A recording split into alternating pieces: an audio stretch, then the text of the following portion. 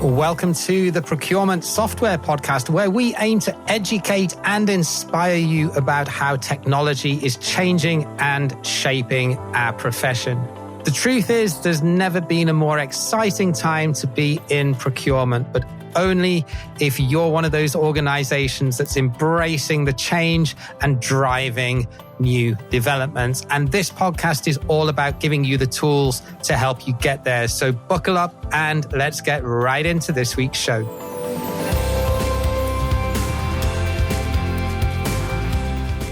Hey there, James here. Welcome to another episode of the Procurement Software Podcast. And on today's episode, I'm going to do a little bit of an explainer about our TechMap products. If you saw recently on LinkedIn, we recently launched our enterprise procurement TechMap to sit alongside the ones that we already released at the back end of last year and earlier this year with procurement TechMaps for SMEs and for the mid-market.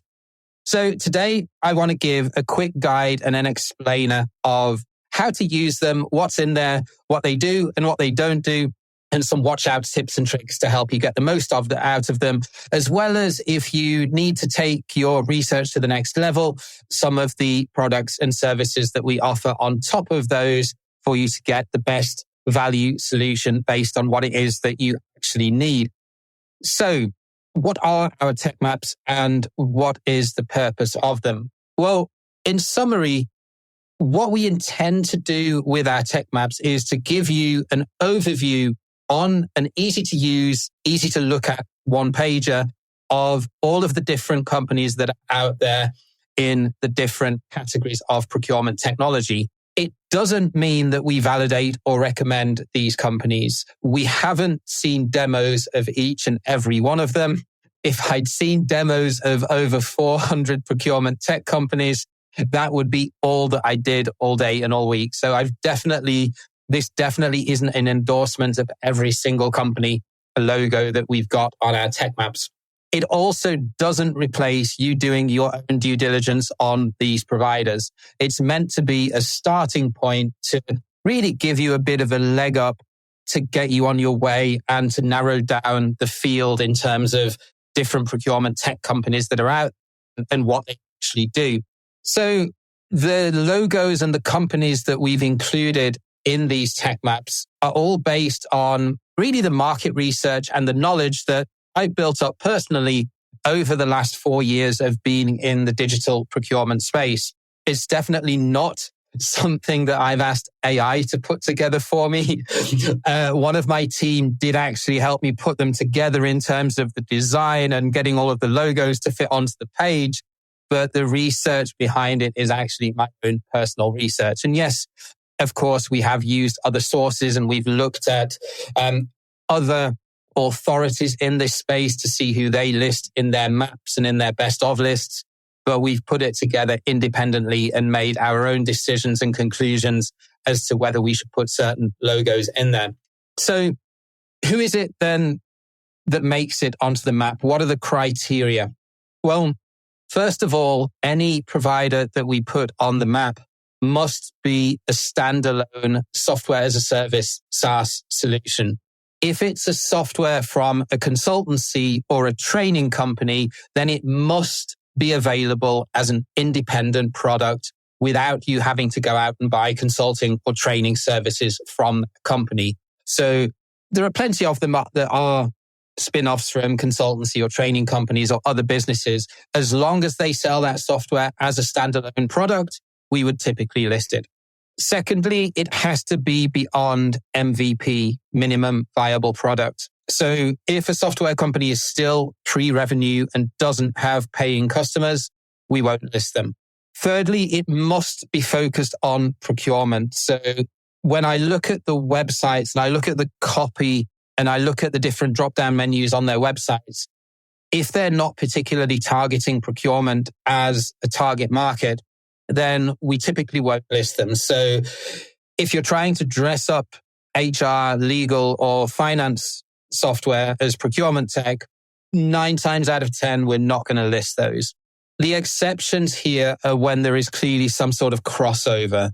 So I see this a lot in the finance and the legal space, for example. So if you've got, for example, fraud detection software or technology that does invoice consolidation and early payments, yes, it's fintech, but there's also a very significant and obvious crossover towards procurement in terms of how we would manage our suppliers and how we would generate working capital benefits to the business through deploying some of that software. Likewise, on things like contract management software, if it has contract authoring and markup capability, it's typically going to be more aimed at legal professionals. But again, that can help, especially in organizations that don't have a strong legal presence and procurement and having to pretty much DIY their own contracts. That type of functionality is also very, very relevant to procurement too. Likewise, if we look at sort of more HR type technology, things around contingent workforce management, especially when it comes to managing freelancers or managing contractors, that can be a big leverage tool in terms of what procurement professionals would use in things like managing marketing spend or IT spend if you're looking at having contractors as part of that overall spend management. Okay, so we've covered who we typically list on the map and what they're intended for. Let's now dig into the fact we've actually got 4 separate TechMaps, and we're going to talk a little bit about each of those and what goes into them. So we have a procurement TechMap for small and medium-sized enterprises, SMEs. That is typically software that's aimed at companies that have a revenue of below $50 million. We base that threshold broadly on how the European Union defines an SME. They say any business with a revenue of less than 50 million euro. We've just dollarized it for this purpose. Then we've got a TechMap for mid-market. So that is software that is targeting businesses that are between $50 million in revenue and $1 billion. That's a bit of an arbitrary number. There's no right or wrong answer really as to what defines a mid-market business. I put that together really just because at that threshold, when you get to about $1 billion in revenue, anything above that is kind of the territory that the big legacy enterprise source to pay and source to contract suites tend to be playing in. So that's really why I made that cut at that point. You can argue that an enterprise is larger or smaller. There are valid arguments for both. That's just the arbitrary cutoff point that we used. And then we've got our enterprise tech.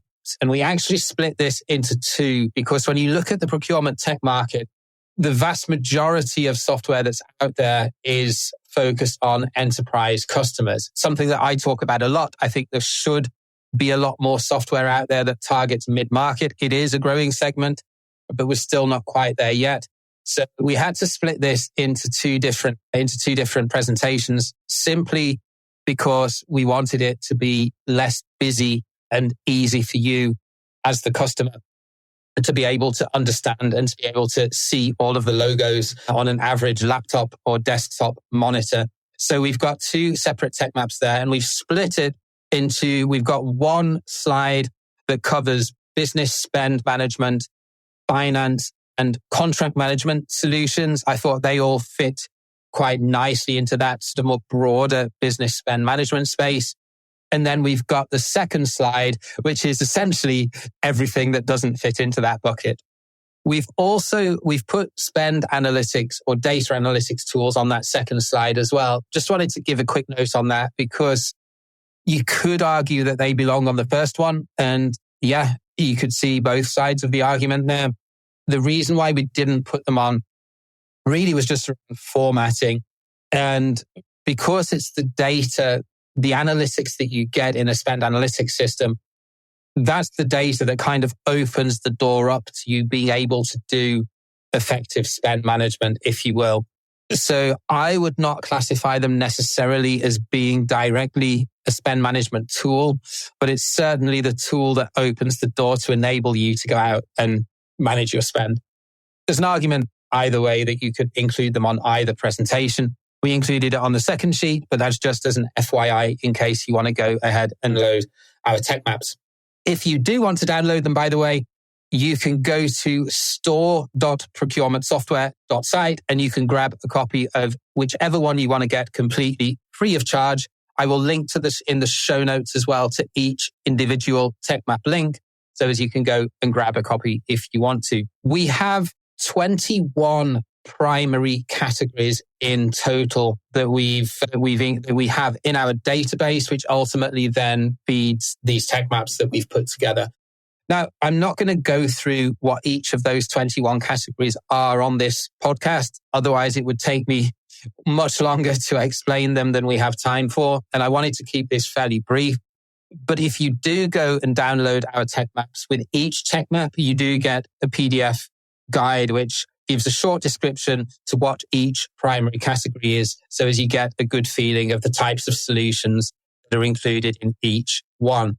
So the primary categories are really the top level. So if you do a search on a primary category, for example, one of our primary categories is procure to pay and source to pay. That will give you top of funnel list of the solutions that are out there, as will the TechMaps, which are essentially a bunch of logos that fit into those primary categories. That's a great first step. But you're probably asking then, how do I then drill down and shortlist the solutions that are relevant to me from that sort of big long list?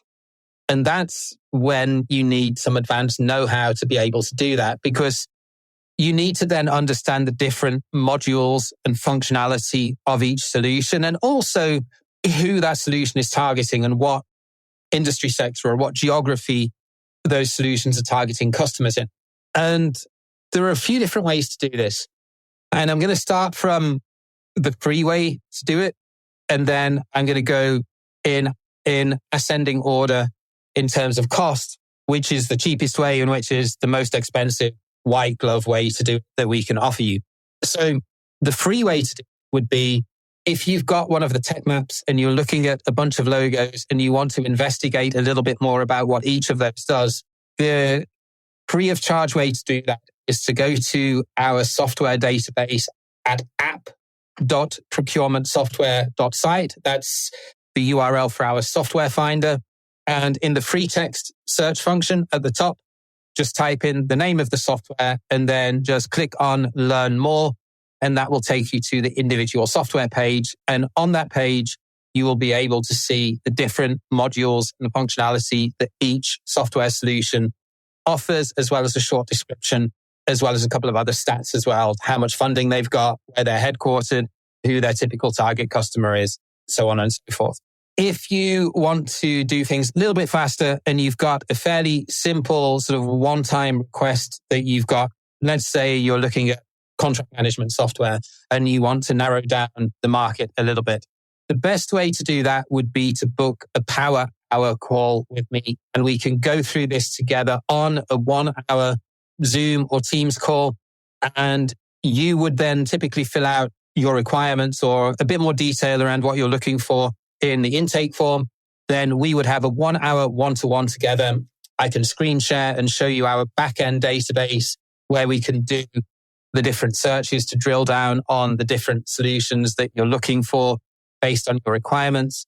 And then after that call, I will give you a download in Excel or Google Sheets of those entries in our database with all of the different data that we've got around those companies straight from our procurement tech database. So that's the most cost-effective route. Just book a 1 hour power hour with me through my Calendly link, which is also in the show notes to this podcast. And that will get you to a shortlist pretty quickly if it's a fairly simple request. The next level up is then to purchase access to a back-end database. And we have two packages that we offer. We offer a 3-month package, which is more aimed at practitioners.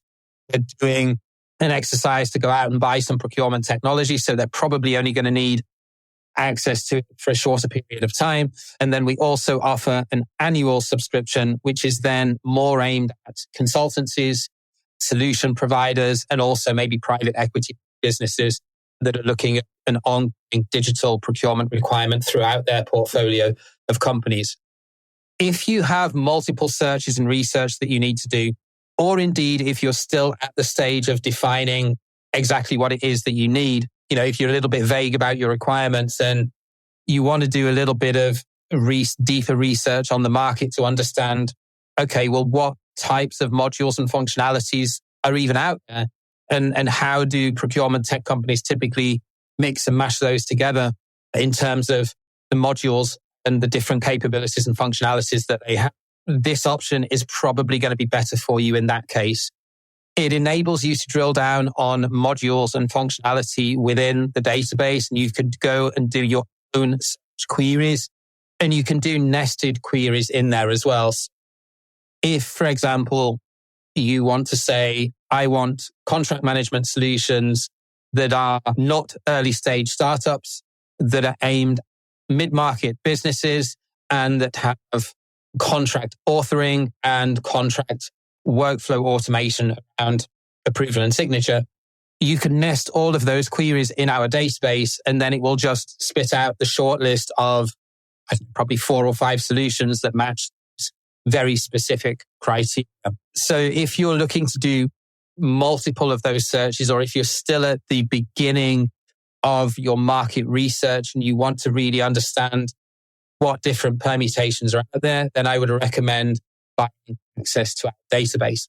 And then finally, if time and resources are at a premium and you want a complete done-for-you service, then we offer our white glove RFI as a service, where we essentially will do all of this for you.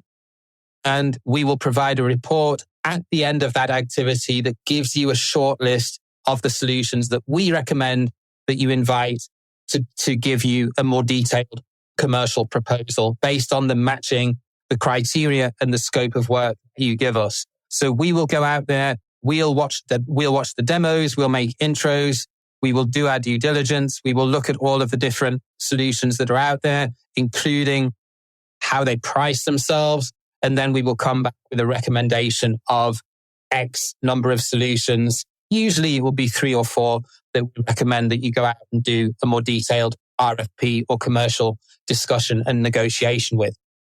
So from 1 to 4, so the free solution to use the search function in our software finder on our website.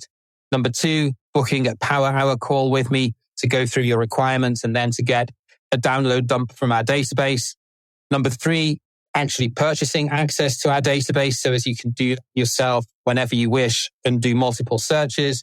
Or number 4, the complete white glove option, RFI as a service.